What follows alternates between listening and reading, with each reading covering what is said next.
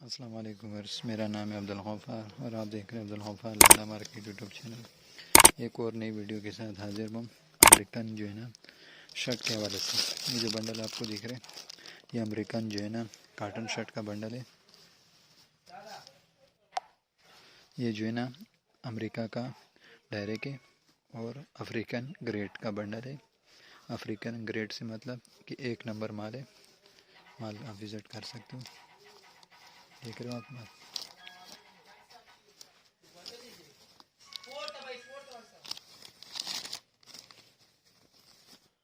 ये अफ्रीकन का direct bundle है और जो है ना अफ्रीकन ग्रेड का बंडल है।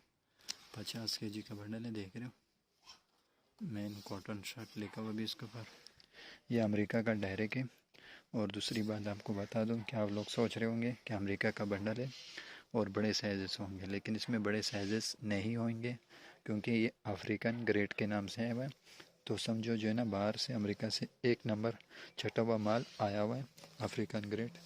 बिल्कुल साइजेस वाले दाने होंगे। माल बिल्कुल साफ़ सुथरा माल है, चमक वाला शाइन वाला माल है, देख सकते हो आप।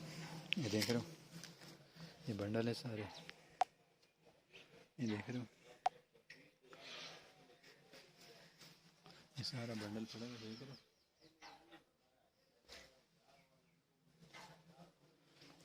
बिल्कुल साफ़ सुथरा माल है। इसका मैंने आपको विज़िट कराया कि बिल्कुल रंगीन माल है, देख रहे हो।